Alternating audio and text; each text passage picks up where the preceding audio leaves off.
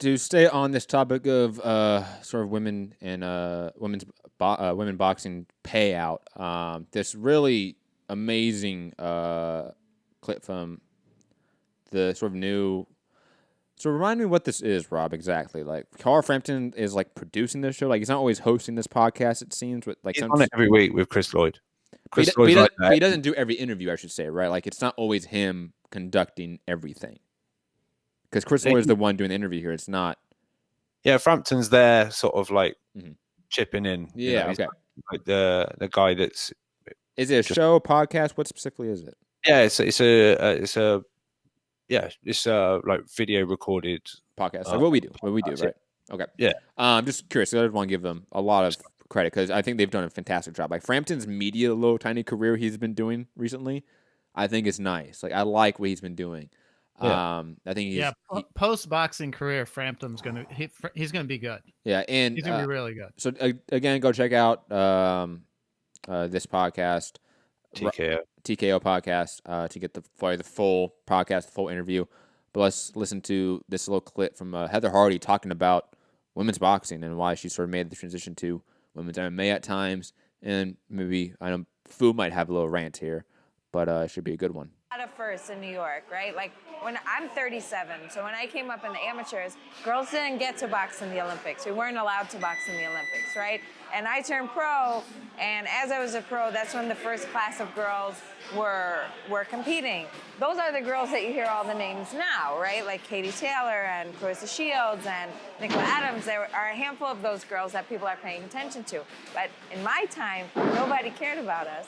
So the only way that I actually broke onto the scene was I sold a bunch of tickets. I used to tell my promoter, Lou, like, put me on the show, I guarantee you $10,000 in tickets. I will sell you, hand them to me, I'll sell them. And I was making like an $800 purse to do these fights and selling 10, 15 grand in tickets. And I did it all the way up until I went 15-0. And that's kind of what prompted my switch to MMA because I was 15-0. I was defending my WBC title at the Barclays Center, and I sold $40,000 in tickets, right? That's like over 250 seats I filled for this fight. And they put me on first before the doors even opened, and I was defending my title. I was doing, I think, a 10-round fight. I made under $7,000, and I sold 40 grand in tickets. And I had to make my ring walk with nobody there to clap their hands because they didn't even open the doors yet. And that's when I realized that I wasn't getting any younger, and the people in boxing really weren't showing much love to female fighters, so I went over to MMA. It's pretty heartbreaking for me to hear that. And by the way, I was wrong. Frampton was there. I totally forgot he was there. I mean, this is, like Frampton said, like, this is heartbreaking to hear. Like, Heather Hardy, for a while, was like one of the bigger names in women's boxing. Like there was a good 2 or 3 year stretch where she was one of the top names that was talked about, especially in the tri-state area. She's a big regional star over there. Like she said, she sold tens of thousands of dollars worth of tickets. She was that sort of person. She could fill out a club show, no problem. And she was never paid well in boxing to this day. And when she was defending her WBC title as an undefeated fighter, they hadn't even opened the doors yet to the venue.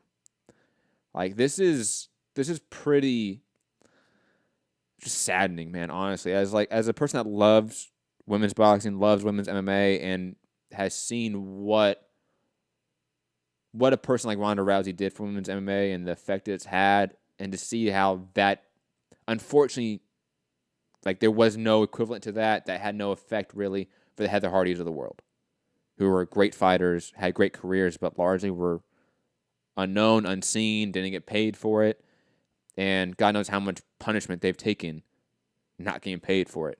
Fu, I'm going to go over to you because I know, A, you're a big fan of Heather Hardy, big fan of women's boxing as much as I am. Sort of your thoughts on this, open the door for you. To me, it's disgusting. If you think about it, yes. Like, let's put into context $800. You've probably covered a media event and brought in $800 or close to $800. In terms of revenue? Yeah. Oh, right. Absolutely. Like back on Name Redacted. Absolutely. Yes. Yeah. I have played a 1 hour set at a concert when I was playing music for an event I had to sell tickets for and made $1,000, you know? So this is a person who's going through a major training camp with coaches to pay and gym time to pay for and strict dietary, food they have to buy. Let alone like rent. She's a food, single mom, kids, like. and at $800 and you're defending a WBC belt. Like, to me, I don't know how that's not illegal. There's a part of me that's like, I don't know how that is even legal to put someone in a ring and put their life on the line for $800. That seems crazy. And then another thing that came through, because I think Hardy is a great voice for female boxing. Agreed. She needs to keep pounding this, because this is something people need to hear. Because regardless of how interesting you think women boxing is, if you're out here saying fighters deserve to get paid, they put their life on the line, every girl that steps in the ring is no different than a man. They're all putting their life on the line. Like, they're all fighting to entertain and to make money. And Raquel Miller came out and said that she had sold $20,000 in tickets for an Andre Ward fight. They put her on the undercard, and that she was paid $1,200.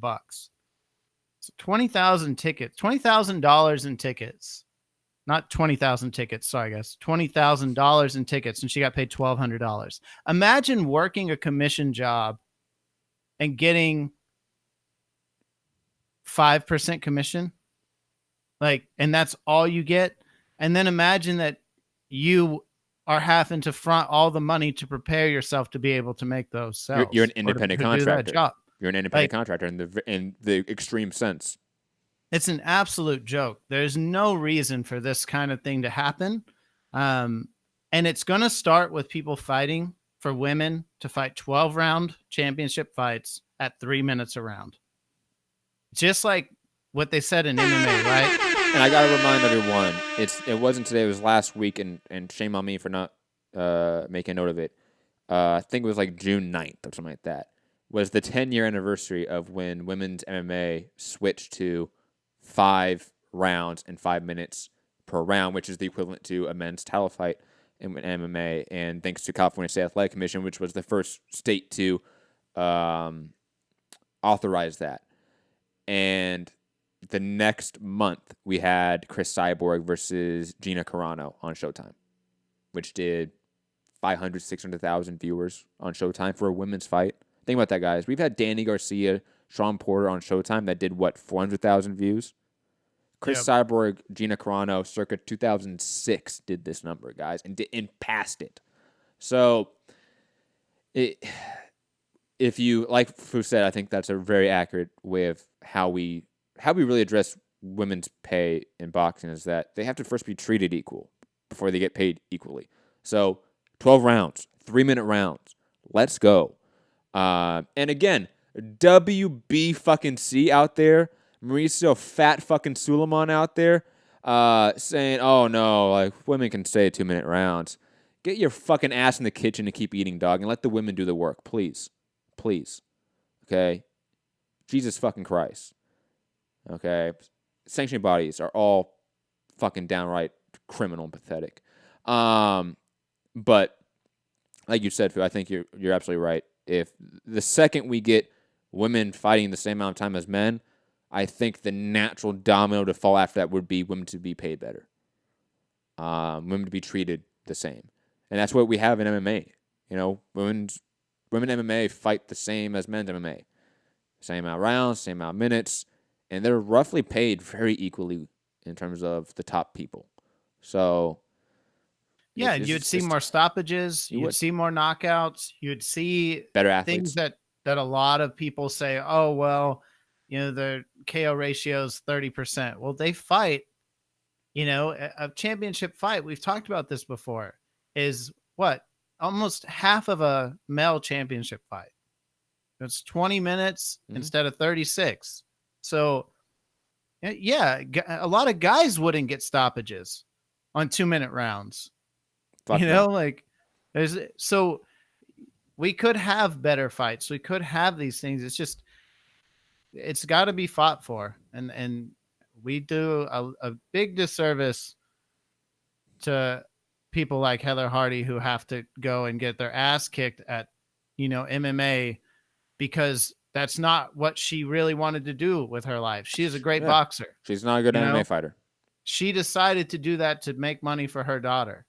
Like, that sucks. That's on us as fans. That's on the sanctioning bodies. That's on other women that are making good money that aren't voicing their opinions. The guys on the card that are taking these fights that aren't stepping up for the women who are making $800.